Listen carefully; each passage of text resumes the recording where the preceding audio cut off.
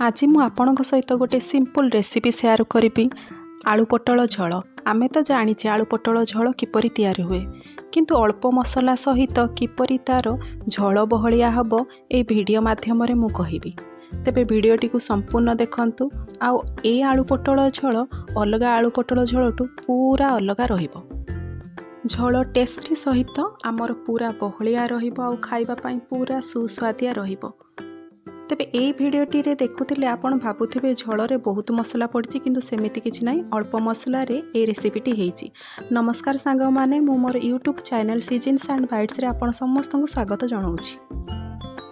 तेबे एठी मु कड़ाई रे तेल गरम करि नेछि आउ आलू को छोट छोट काटिकी सेइथिरे भाजी नेछि। आपण चाहिले सिजा आलू मध्ये व्यवहार करिवे।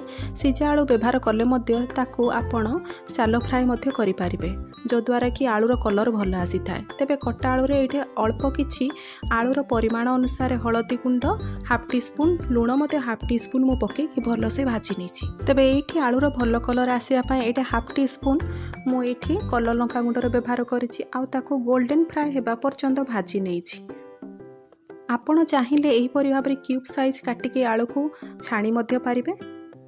तेबे जदि सिजा आलूर व्यवहार करुछंती आलू पटल झोल रे, तेबे ताकू बिल्कुल भी पूरा सिझेबेनी, दर सिझा रखिबे, काहेकि ना शैलो फ्राई द्वारा आउ टिके सिझी जाई थाए। आ ता सहित सेतिर हळदी गुंड लंका गुंड लूण देबे। एबे देखंतु पूरा हमर आलू गुडाक गोल्डन फ्राई हे जाईछि। एबे मु ताकू गोटी अलगा जगह रे बाहर करि नेबी। तेबे एठी मु आलू बाहर कर सारला परे मु सेई सेम तेल रे पटल मध्ये भाजी नेबी। तेबे पटल को मु सेई सेम तेल रे पके भल से भाजी नेबी। ता सहित हळदी गुंड लंका गुंड आउ लूण गोटे गोटे पिंच पकेबी। मने रखि तांतो आमर आलू पाई आमे जेहेतु लंका गुंड हळदी गुंड लूण पकेइथिले तेल रे तार परिमाण थिबो, सेथि पई मु एठी अल्प अल्प लंका गुंड हळदी गुंड आउ लूणर परिमाण को रखुची।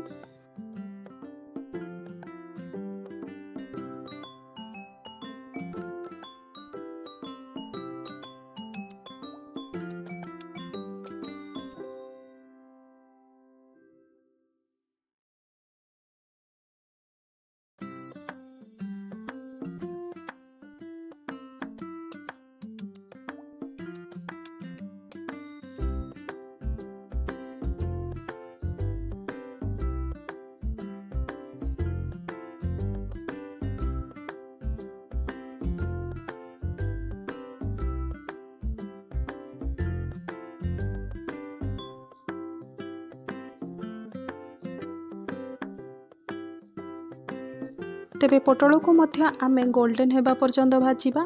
ता गोल्डन हे गले ताकू मध्य बाहर करिकी आ गोटे पात्र रखि नबा। तेबे सेई सेम तेल रे मु एठे बट्टा पियाज दुईटी बड़ साइज रो पियाज को बाटी नेछि आ ताकू पके नेछि। ताकू भलो से गोल्डन हेबा पर्यंत भाजी नेछि।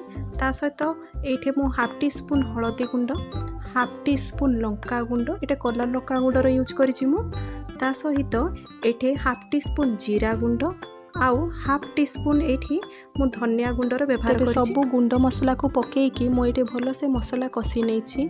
तेबे आपण चाहिले पियाज मध्य काटिकी पकेइ पारिबे, किंतु एठी मु पियाजर प्यूरी पकेइछि। पियाजर प्यूरी ता सहित टमाटर प्यूरी पकेबा द्वारा हमर झोल बहुत बहलिया हे जाय। एठी मु पाखापाखि ता सहित 2 टेबल स्पून अदा रसुण पेस्ट को पकेइछि। मने रखिथिबे आपण पियाज प्यूरी टमाटो प्यूरी पकेई आपण कोनोसी भी झोल को बहलिया करि पारिबे, अल्प मसला देकी मध्य। तेबे एठी मु अदा रसुण पेस्ट पकेई भलो से मसला रे कसी नउछि। मसलार कंचा बास्ना गला परे मु एठी पाखापाखि मीडियम साइज 2टी टमाटो को प्यूरी करिथिले आउ ताको सेइथिरे पकेई कसी नउछि। ता सहित स्वाद अनुसार लूण मध्य देई दउछि, जो द्वारा कि हमर टमाटो भी सिझी जिवो। तेबे टमाटो पकेबा संगे संगे जदि आमे लूण पकेई देबा, तेबे हमर टमाटो रे थिबा खट्टा अंश जो हमर कुकिंग प्रोसेस को स्लो करते ताहा आउ स्लो होबनी, टमाटो शीघ्र सिझी जिवो। तेबे लूण पकेबा समय रे आपण ध्यान रे रखिथिबे, जेहेतु आपण आलू रे लूण पकेइछंती ता सहित पटल भाजिबा समय रे मध्य लूण पकेइछंती, तो सेही अनुसार आपण लूणर परिमाण रखिबे।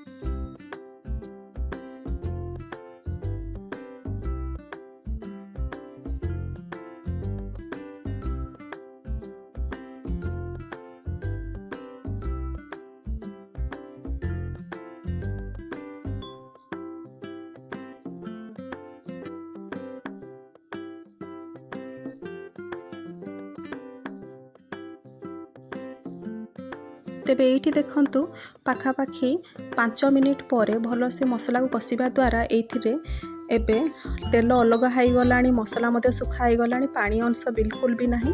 एबे आमे आगुर रखिथिबा पटल भजा आउ आलू भजा को सेइथिरे पके नबा आ ताकू भल से कषि नबा। मो पाखापाखि एठी 5 रु 10 मिनिट भल से कषि नेछि। तेबे आलू पटल को मसला रे भल से गोलेकी कषि नबा, जो द्वारा कि मसलार फ्लेवर आलू पटल भितर रही जिवो आ भल स्वाद मध्य आसीबो। तेबे एठी 5 रु 10 मिनिट मु कषि सारला परे आपण एठी देखि पारुथबे मसला रे पूरा आलू पटल मिसी सारी छंती आ बहुत भल देखा होउची मध्य। एबे सेइथिरे झोल तयारी करिया पई मु पाखापाखि एठी 2.5 कप पानी रो व्यवहार करिछि। आपण मन रखिथिबे जेतबळे एहीपरि बहलिया झोल करूछथि आपण बेसी टिके पानी देइथिबे, काहेकि ना पियाज आउ हमर टमाटर प्यूरी पाई झोलटी बहलिया हो जाए, सेति पई बेसी पानी देइथिबे। तेबे एठी मो पाखापाखि 10 मिनिट लो फ्लेम रे लीड देकी हमर झोल को फुटई देछि, जो द्वारा कि हमर आलू मसला भल से सिझी सारी थिबो आ झोल मध्य बहलिया हो जाइछि। आपण देखि पारुथबे झोल किपरि बहलिया हो सारिछि।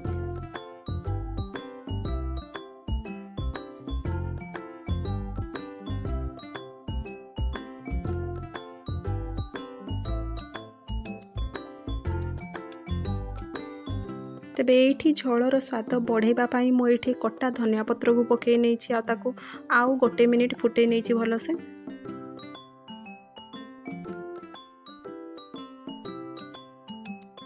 तेबे शेषरे मु एठी पाखापाखि हाफ टी स्पून एठी गरम मसला व्यवहार करी ताकू भल से फुटे नेछि आ हमर रेडी हो जाइछि एबे आलू पटल झोल।